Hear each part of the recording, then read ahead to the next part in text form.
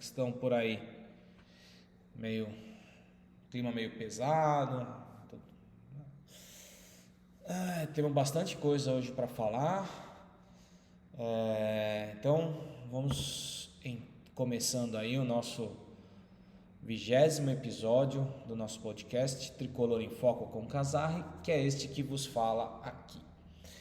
Bom, acho que primeiro aqui já vou tirar da frente aqui, é uma notícia agora. O nosso podcast está disponível também no YouTube, no meu YouTube particular, mas tá ali o canal. Então procura lá por Fernando Casarri ou por Fê Casarri dentro do YouTube, e aí tem lá os episódios do nosso podcast gravados em vídeo já, tá? Então os que estão em áudio lá não estão disponíveis no YouTube, só os episódios em vídeo. Também está disponível agora para ouvir o podcast, né, em outras plataformas como no Amazon Prime e pelo da Apple também, a plataforma da Apple, o Apple Music, né? Então agora você também pode ouvir lá no Amazon Music e no Apple Music o nosso podcast.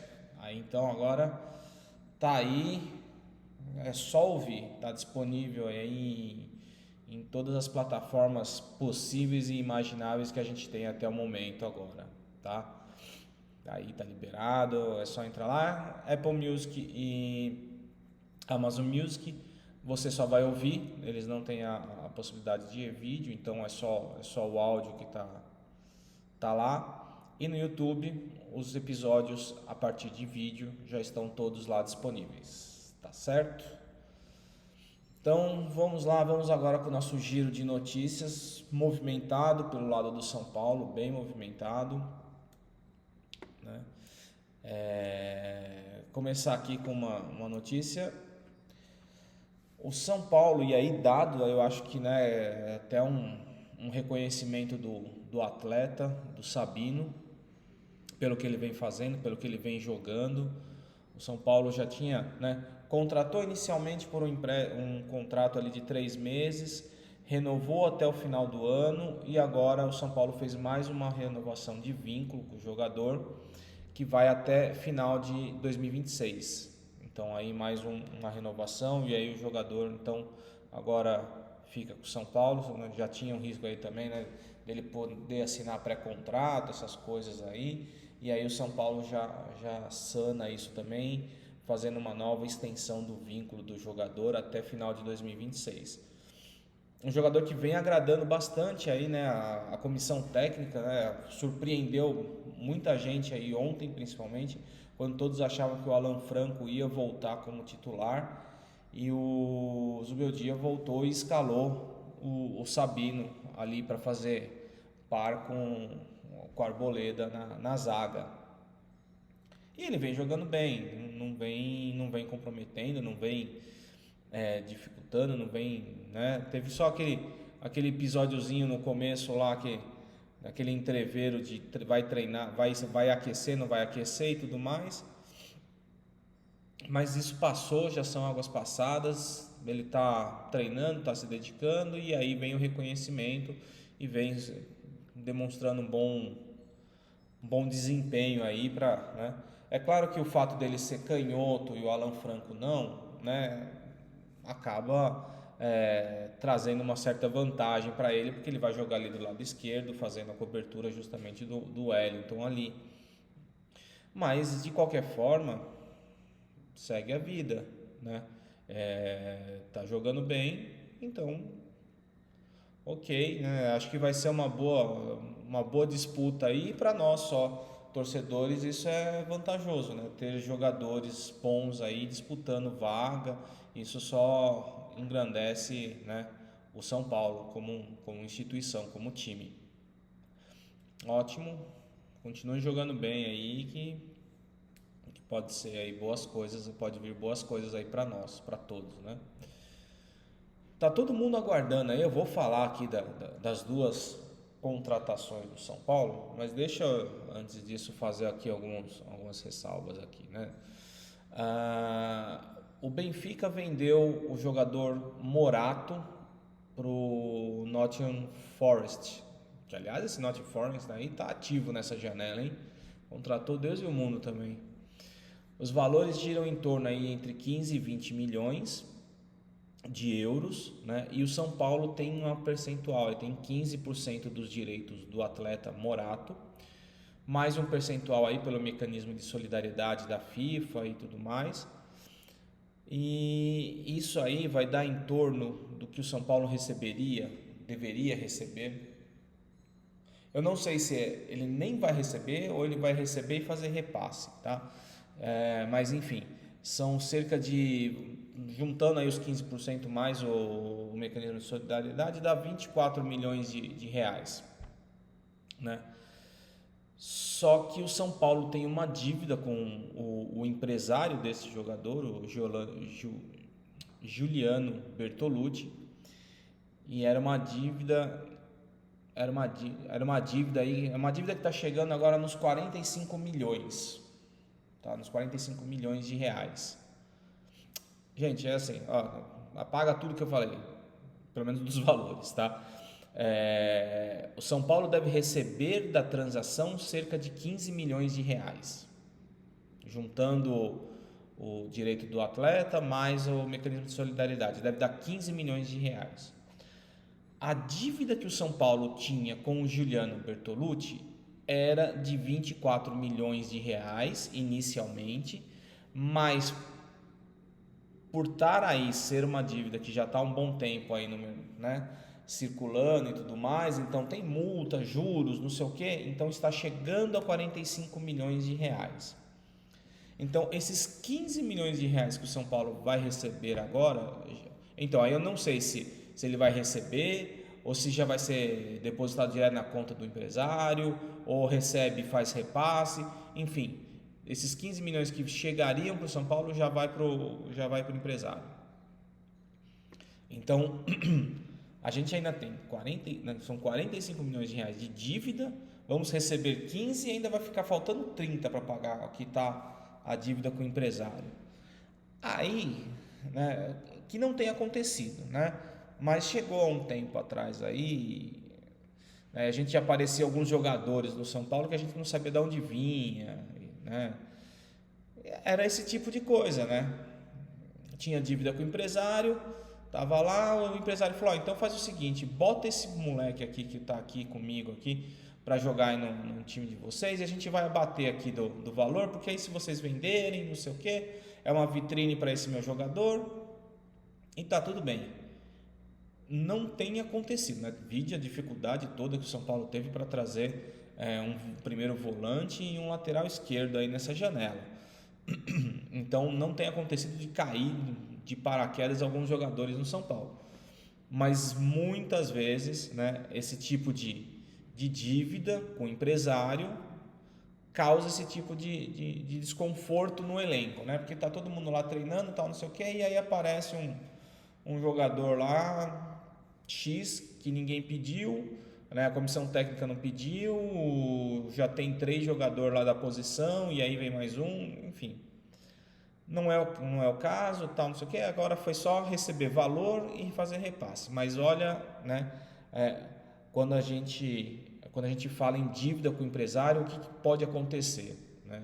Um tipo dessa, né, a gente não recebe nem o valor da transação, já vai direto lá para o empresário, ou esse tipo de coisa que às vezes acontece, não tem acontecido, já faz tempo que não acontece no São Paulo, mas que a gente já viu acontecer muitas vezes aí de cair jogador de paraquedas no meio aí nessas janelas de transferência aí que a gente não sabia nem de onde vinha, né, mas era coisa de empresário, né?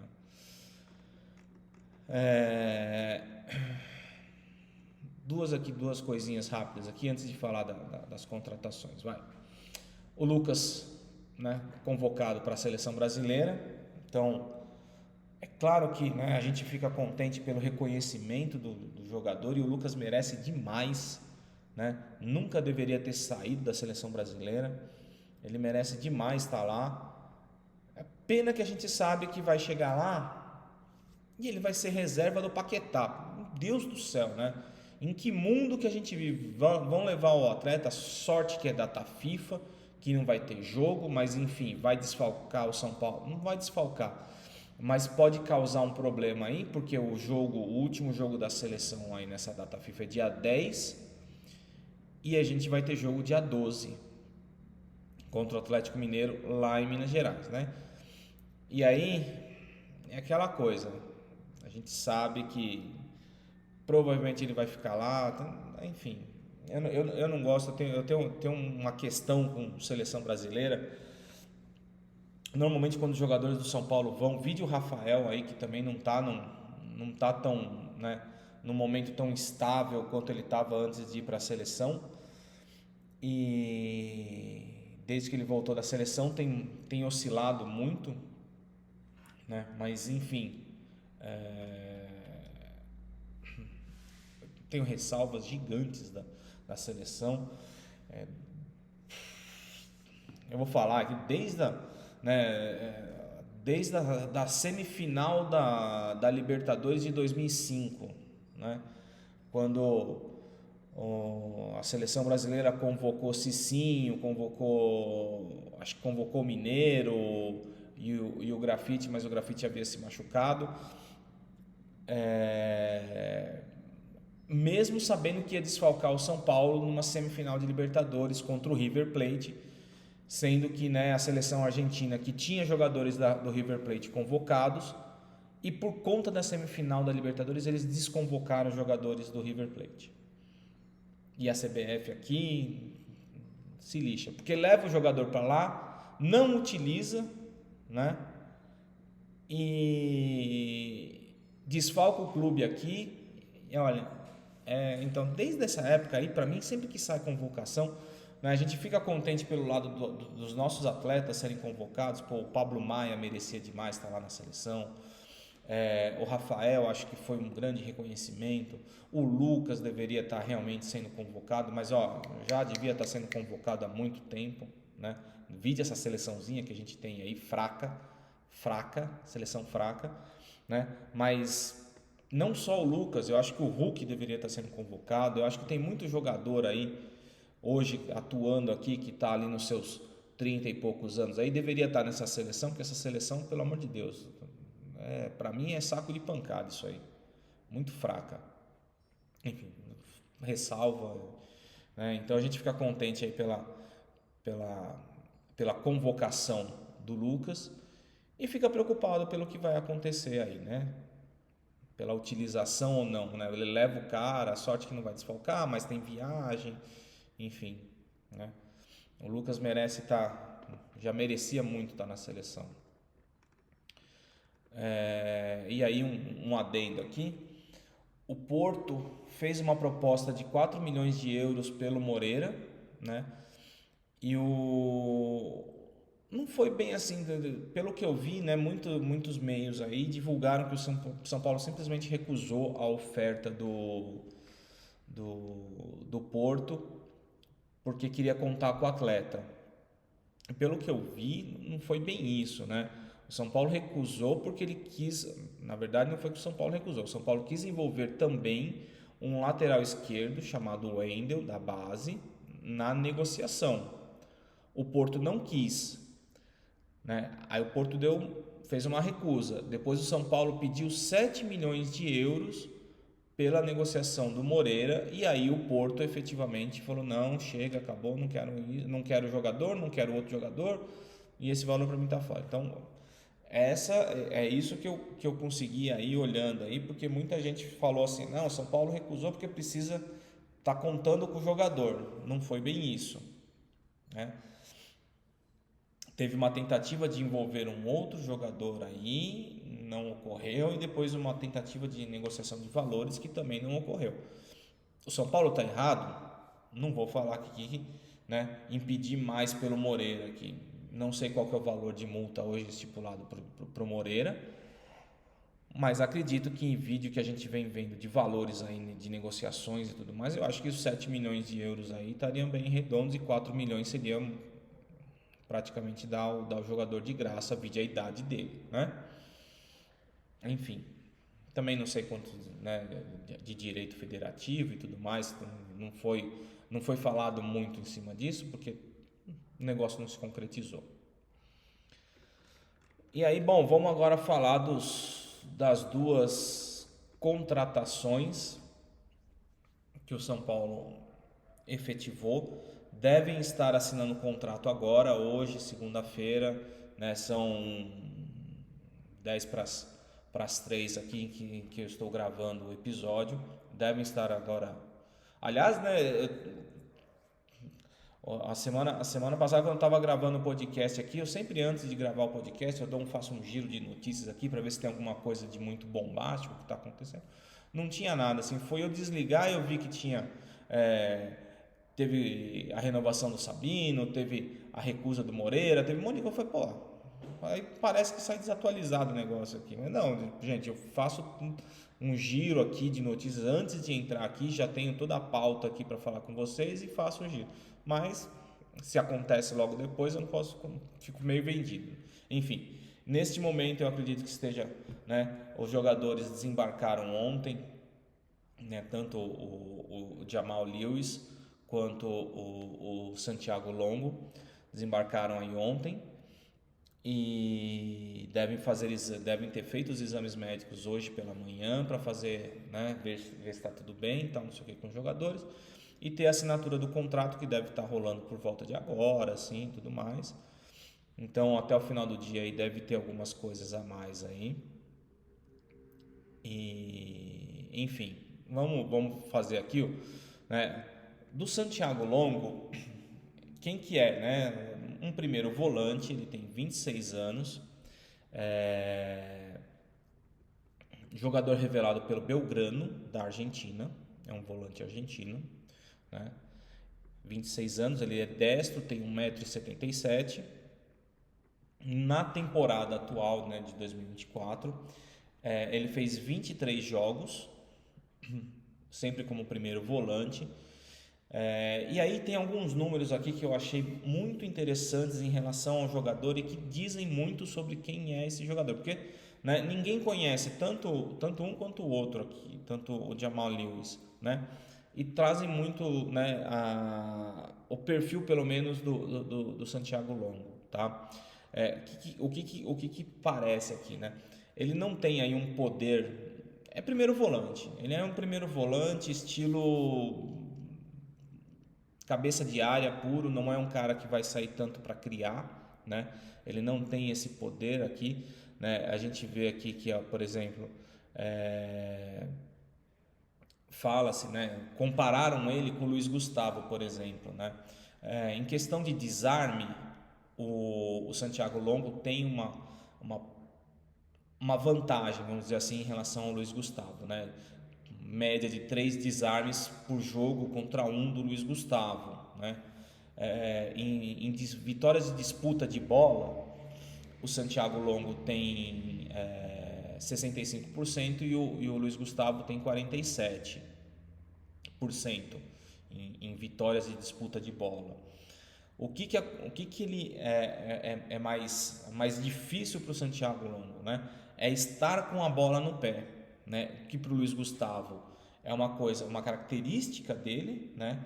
Ele tem aí um jogador mais técnico, ele tem uma possibilidade de passes com bola longa, né? O Luiz Gustavo, de 70%, né, de assertividade nesse tipo de jogada, enquanto o Santiago Longo tem uma porcentagem de 50%. Eu vou ler aqui o resuminho aqui, assim. Em termos de ataque é comum, né? Não tem características de armação, porém defensivamente é típica máquina de desarmes, né? De precisão em disputa de bolas, com cerca de 3 desarmes por jogo. Então, e aí pelo 1,77 m, é um pouquinho mais alto que eu aqui, eu tenho 1,75 m, né? Realmente aí não é um jogador de bola aérea, por exemplo, né? Volante raçudo, né? E que luta muito por sua equipe. Olha, assim, é claro que, né, por números, tudo mais, enfim. Me parece ser um bom jogador aí, principalmente para, né, compor o elenco e dar um pouco de respiro para o Luiz Gustavo, né? Que afinal a gente não tem outro primeiro volante, o Lisieiro aí está machucado e a gente não sabe, né? Entrou na parte de saúde ali do São Paulo, ali no Refis ali, a gente já, né, o Igor Vinícius está fazendo aprimoramento físico já faz umas 3 semanas. Então, né, o Zubeldia ligou para esse jogador durante o período aí de negociações, que foi muito rápido, né, e falou que ele seria muito importante para o São Paulo como um primeiro volante, que é uma posição carente no São Paulo. Então o Zubeldia deve conhecer o atleta, pelo menos de algum confronto, ou enfim, o Zubeldia fez a sua parte, né? Como é que o São Paulo contratou ele? Não, né, contratou por empréstimo, né? Ele não vem não foi comprado, né? Ele foi emprestado, né? O São Paulo, então, eu tenho os valores aqui, o do Jamal Lewis, por exemplo, eu não consegui achar. O valor do empréstimo são de $300 mil, cerca de 1 milhão e 600, 1 milhão e 700 mil reais, até 29 de agosto de 2025. Tem aí 200 mil dólares aí, mais 1 milhão e 100 mil reais aí, invariáveis, que tem que ser cumpridos aí para que seja pago até 30 de junho de 2025. E esse empréstimo tem uma opção de compra de 80% dos direitos econômicos do atleta por mais 1 milhão e 800 mil dólares ou 10 milhões de reais, tá? Se a cláusula for exercida, se a prioridade de compra for exercida até 10 de julho de 2025, ou se for exercida antes, se o São Paulo decidir comprar antes, até 15 de março de 2025, o valor é menor. Então, a cláusula de compra seria de 1 milhão e 300 mil dólares ou 7 milhões e 300 mil reais. Então, como é que fica? 300 mil dólares pagos aí para o jogador chegar aqui por empréstimo até 29 de agosto de 2025. 200 mil em variáveis, que aí são variáveis, não foi especificado aqui o que é, mas deve ser desempenho e tudo mais, né? E se o São Paulo quiser contratar o jogador até 15 de março de 2025, é 1 milhão e 300 mil dólares. Passou 15 de março, o São Paulo não comprou, mas até 10 de julho o São Paulo quiser contratar o jogador em definitivo, é 1 milhão e 800 mil dólares. Depois disso não tem aqui, não está especificado como. Mas enfim, acho que é uma boa contratação, né? Vide, né, toda a problemática aí que teve para contratar um primeiro volante. Tem umas características aqui que são bem, né, interessantes nesses números aqui que eu apresentei para vocês, mas, né, a gente só vai saber. Vi alguns lances também dele aí, mas aí é DVD, né? Fica com o DVD do meu jogador aí. É óbvio que você seleciona sempre os melhores momentos, né? Vi alguns lances, parece ter até uma certa qualidade, dando chapéu e tudo mais, mas só vamos saber quando tiver com a bola no pé e vestindo a camisa do São Paulo. Tiver em campo mesmo, né? Enfim. Quem que é então o Jamal Lewis? O lateral esquerdo contratado pelo São Paulo, também por empréstimo, e aqui tem menos números dele, tá? Não tem esses números, por exemplo, comparativos aqui que eu tinha do Santiago Longo.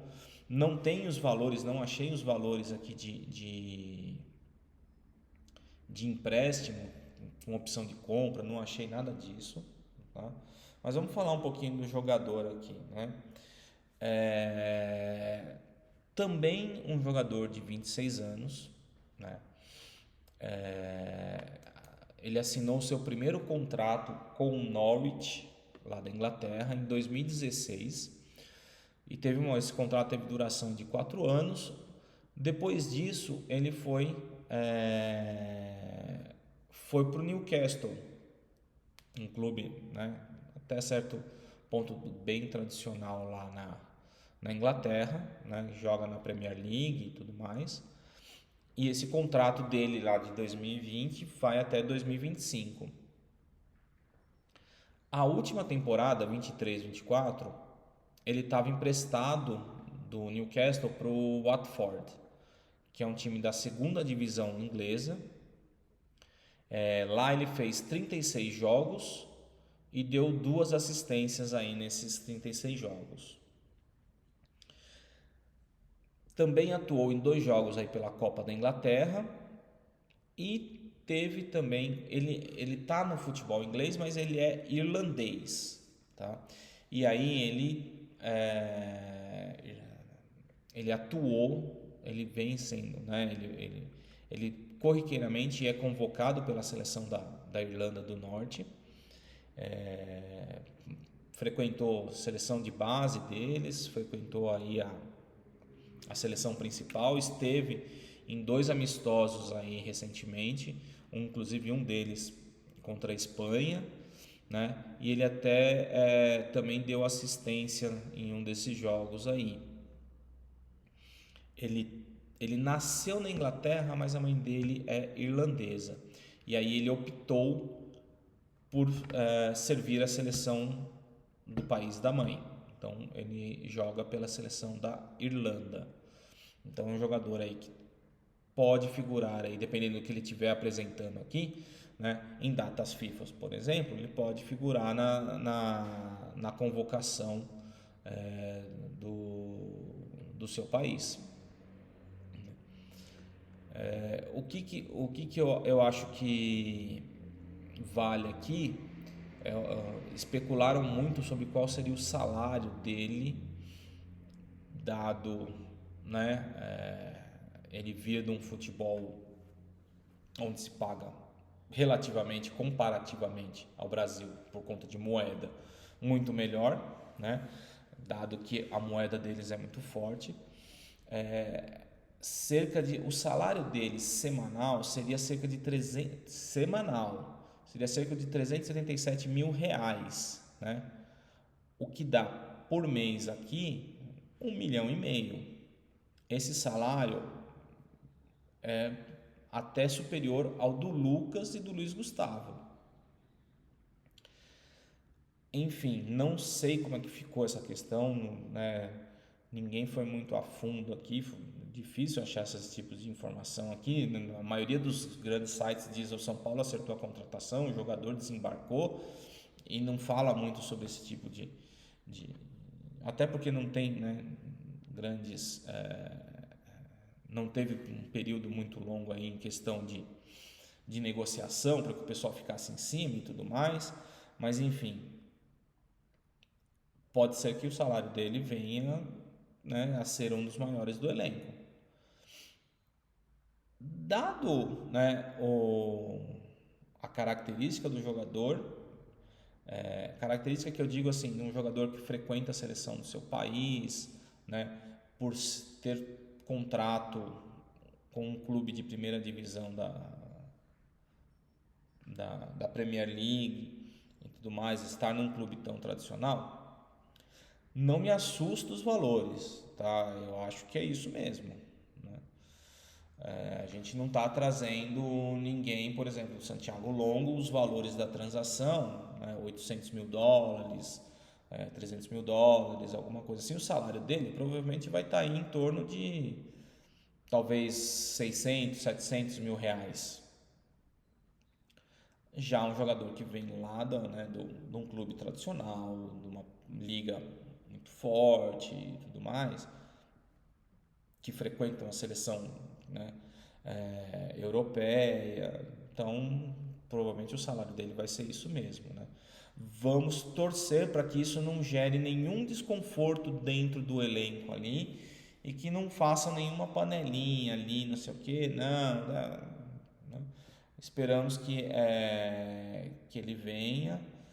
Dizem que ele tem uma característica muito parecida com a do Wellington, de ser um jogador um lateral esquerdo muito agressivo, né?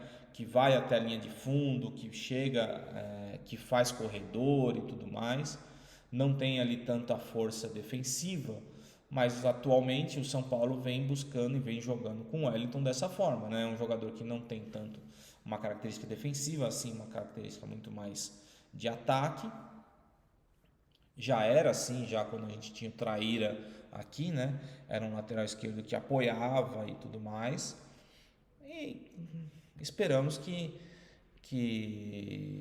ele chegue, que ele tenha essa característica. O São Paulo já está, né, atuando ali ontem, por exemplo, no jogo, já quando o Rafinha saiu, talvez por ter cartão amarelo, alguma coisa assim, né?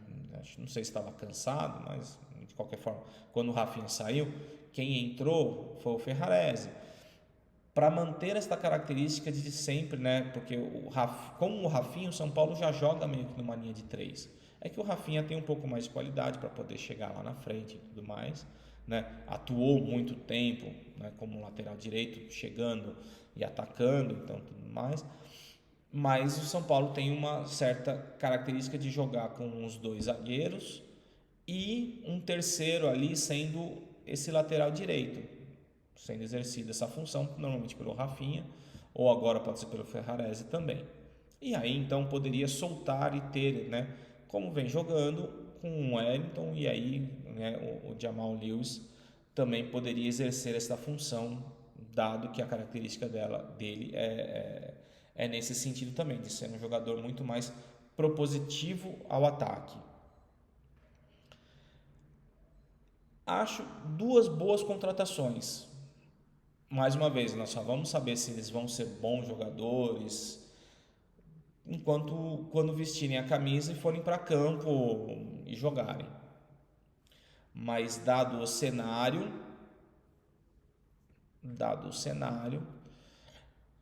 o que eu acho que de tudo isso é que se o São Paulo contratou esses dois caras num final de semana porque criou né, no mundo de negócios, assim, quando você tem um problema, você cria sala de guerra. O que é a sala de guerra?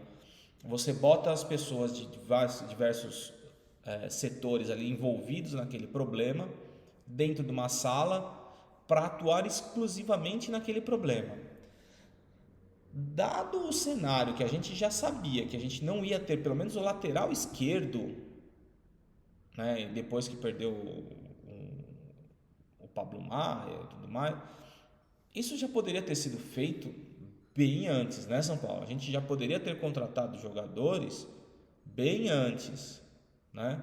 Poderíamos ter montado essa sala de guerra bem antes, ter feito essas definições bem antes, porque a gente poderia, né, feito contratações, talvez com mais calma, com um pouco mais de informação dos jogadores, né?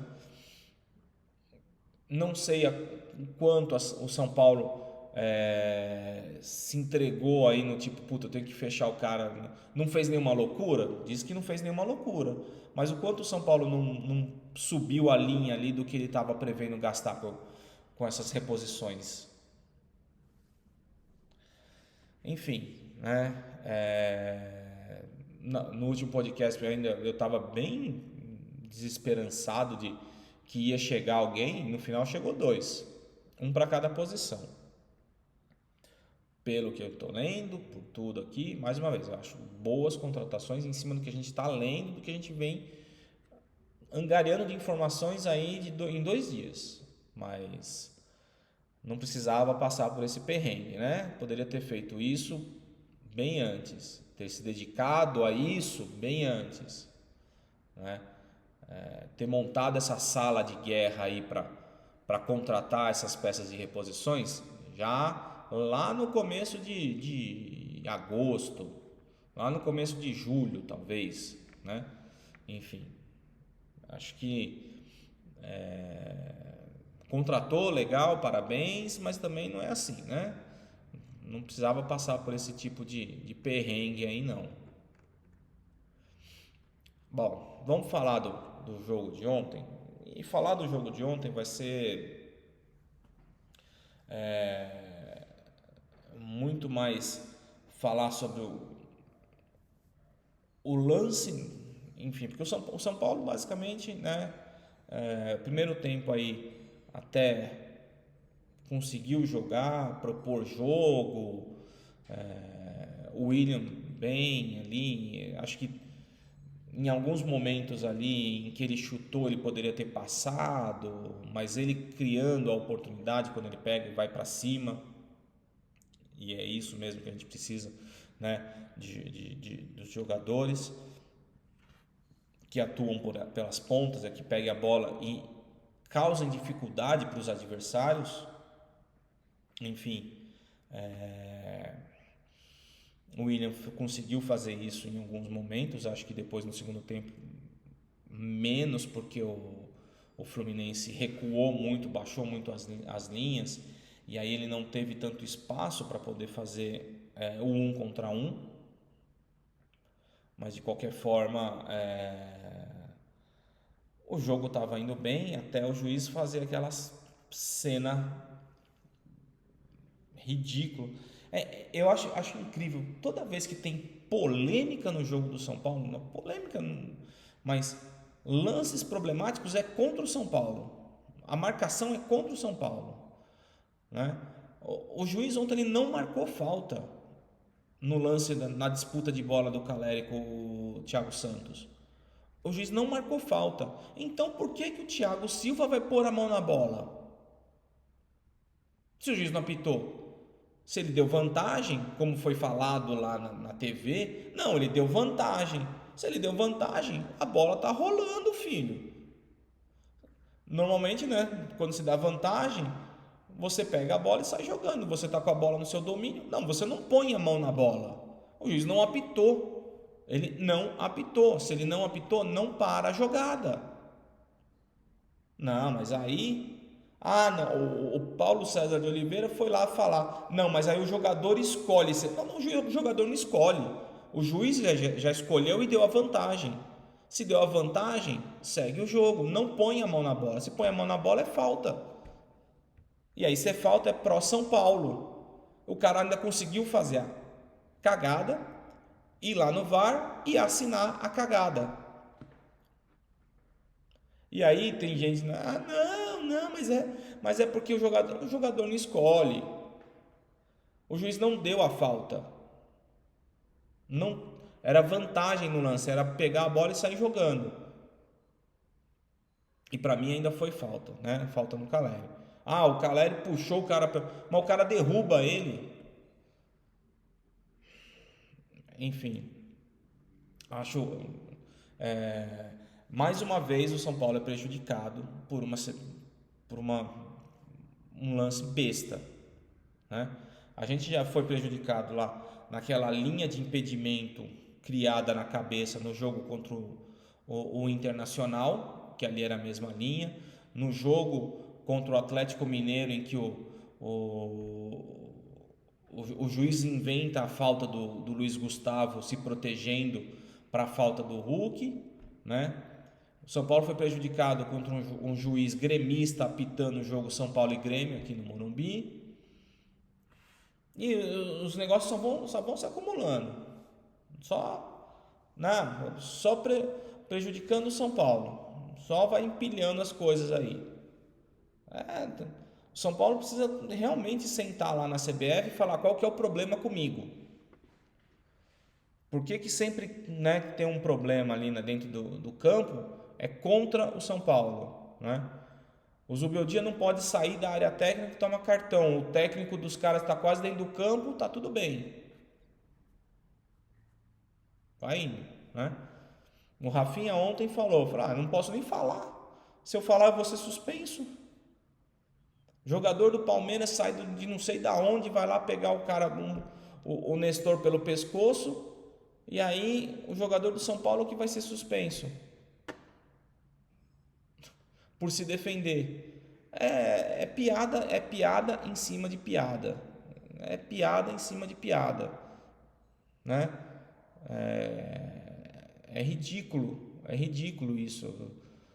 A arbitragem, eu acho que foi o Gabriel Sá, do Arquibancada Tricolor, que falou: tá muito chato assistir jogo hoje em dia, porque tudo que aparece aí é contra o São Paulo. É ridículo, né? Ontem, quando foi pro VAR lá, eu falei assim: ele foi pro VAR ver o quê? Se o cara realmente enfiou a mão na cara do Caleri, se ele realmente enfiou a mão, enfiou. Mas tudo bem, pode, tá tudo bem. Segue o jogo. Ah, eu não apitei, mas o cara pode pôr a mão na bola e ajeitar a bola ali. Enfim, isso também não pode encobrir, né, a falta de, que eu acho que o juiz inverteu no primeiro tempo, principalmente, inverteu muito alguns lances ali de falta e tudo mais. Mas isso também não pode encobrir aí o São Paulo jogar no segundo tempo praticamente inteiro no, no campo do Fluminense e não conseguir concluir nenhum chute, né? Não conseguir ali criar alguma alternativa.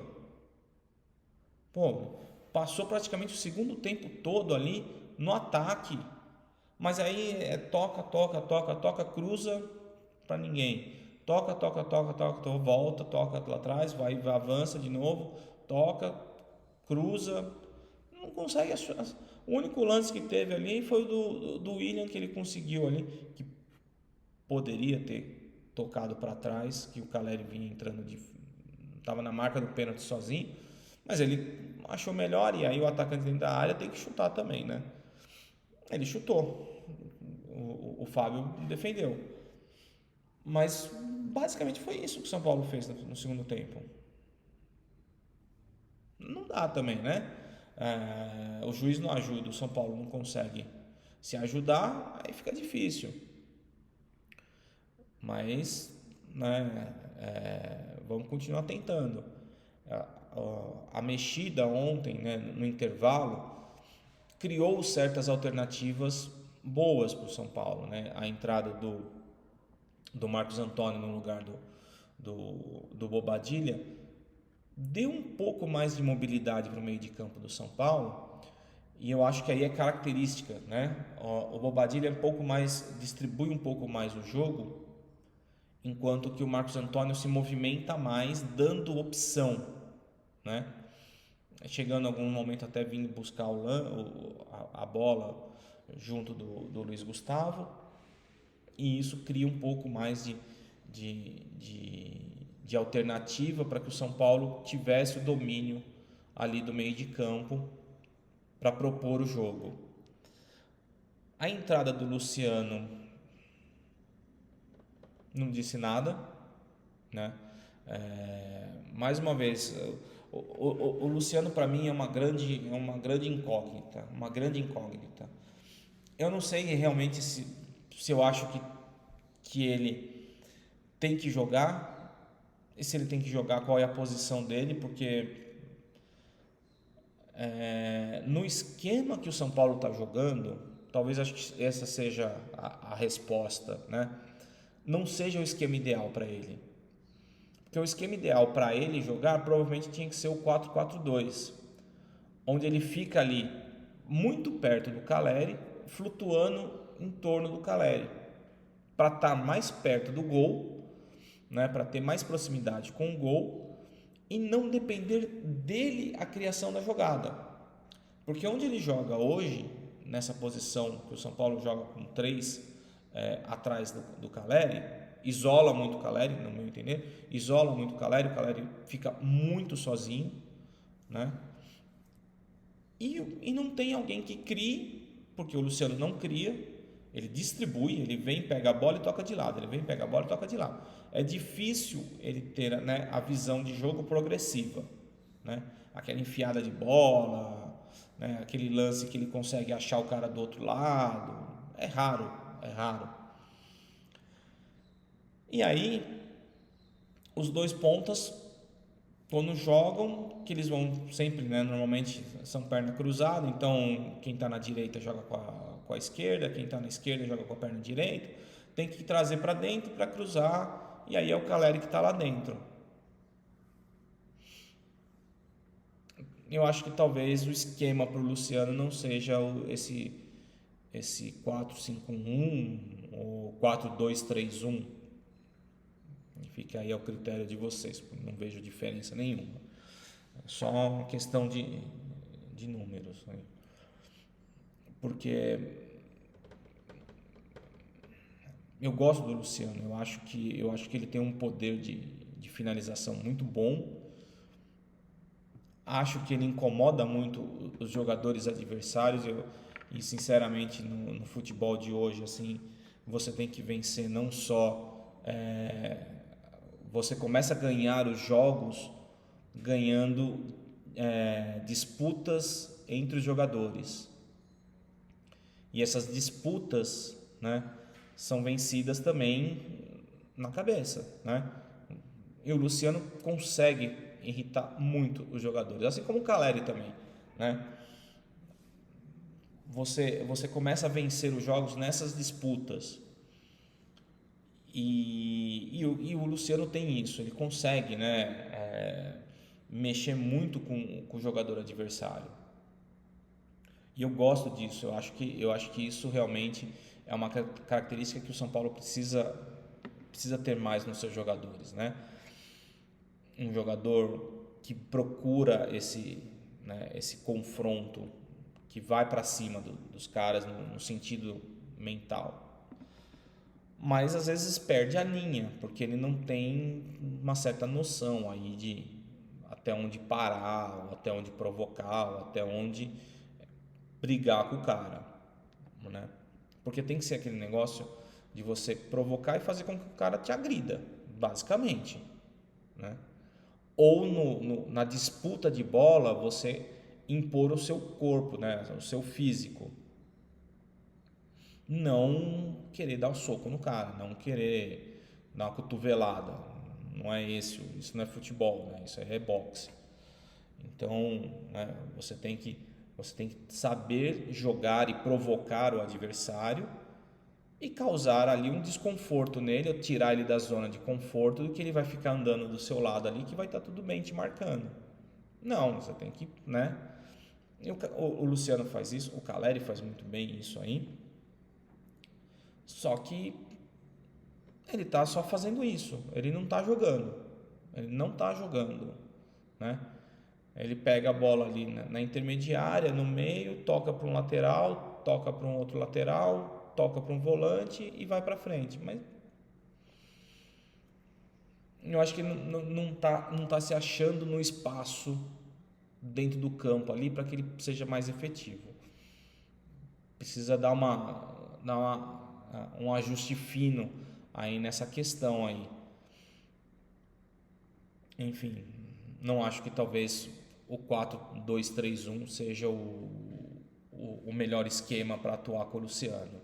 Eu acho que talvez se o São Paulo jogasse num 4-4-2, aí talvez acho que o Luciano seria muito mais efetivo, minha visão, né? Ele estaria muito mais próximo do Caleri, muito mais próximo do gol, e não dependeria dele ter que voltar para marcar, né? Ou fechar espaço, ou ter que criar jogadas, né?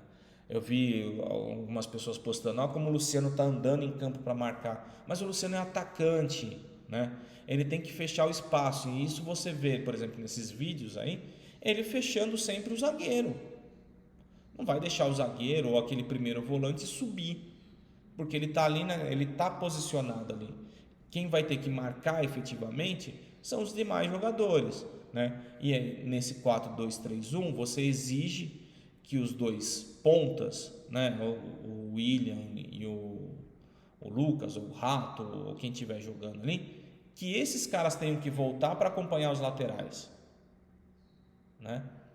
Não ele, não o Caleri, embora o Caleri faça, mas aí eu acho que é muito mais do cara do que a função que lhe é pedida. Então, para mim ele está fazendo o papel dele nessa questão de fechar espaço, não está correndo atrás de, de meia, de lateral e tudo mais. Eu só acho que ele não está no esquema ideal para jogar. Bom, perdemos, né? Com a ajuda de juiz, sem ajuda de juiz, etc. Perdemos.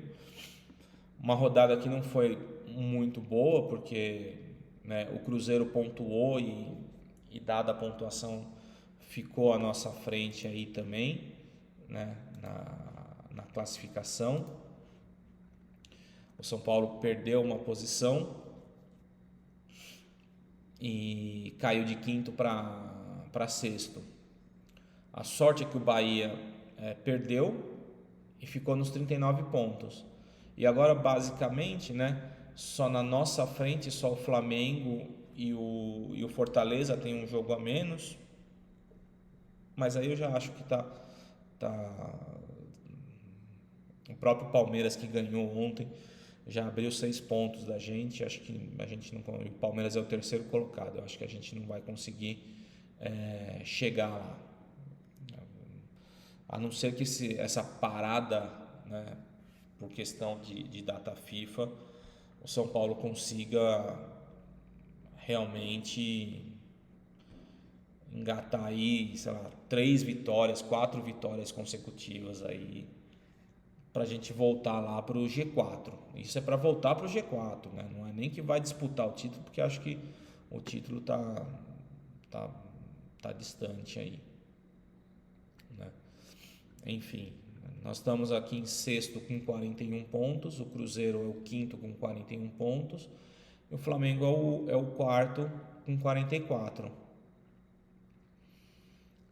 Bom, o próximo jogo pelo Campeonato Brasileiro é importantíssimo, porque nós vamos pegar justamente o Cruzeiro lá em Minas Gerais, né?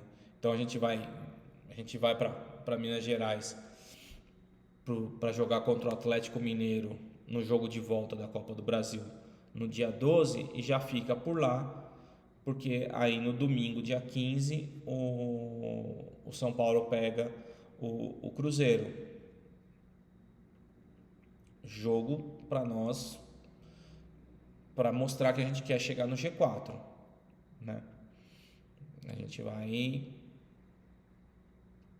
para lá, vai sem o Bobadilha tomou o terceiro cartão amarelo ontem, então tá suspenso, deve aí, né, dar lugar pro Marcos Antônio. Acho que até por isso aí a alteração ontem, já imaginando alguma coisa nesse sentido. E agora gente, assim, são 10 dias, né, parada aqui. Só voltamos aí na quarta-feira que vem, volta a ter rodada, volta a ter jogos, né, pela Copa do Brasil. O São Paulo joga na quinta contra o Atlético Mineiro. E nós vamos perder, né? O Bobadilha vai para a seleção do Paraguai, o Ferrarese vai para a seleção da Venezuela, o Jackson Mendes, que está lá, mas para nós também indifere, vai para a seleção equatoriana, o Lucas vai para a seleção brasileira, e esperamos que nenhum desses jogadores aí tenham nenhum problema muscular, nenhum problema físico, nada, que voltem aptos aí a serem utilizados logo pelo Zubeldia já para o jogo da volta na Copa do Brasil. Agora, gente, vai afunilando, vai fechando, né? Fico com receio aí pelo jogo contra o Cruzeiro, porque toda vez que o São Paulo teve, como ontem, tinha uma chance muito grande de chegar ali no G4, o São Paulo perdeu, né? Perdeu para o Palmeiras, aí ontem poderia ganhar também e chegar no Flamengo, porque o Flamengo perdeu o jogo. E agora, mais uma vez, né, a gente pode subir uma posição pelo nosso próprio esforço, né? O São Paulo não conseguiu chegar em nenhum desses jogos assim e por esse confronto direto e vencer. Então vamos torcer aí para que isso não persista, né? E que a gente consiga reverter a situação lá contra o Atlético Mineiro. Bom, gente, como não vai ter jogo, essa semana não vou fazer outro episódio do podcast. Vou deixar para fazer um novo episódio apenas na segunda-feira para falar alguma coisa que tenha sido de movimentação do mercado, alguma coisa nesse sentido. Do mercado não, porque a janela fechou.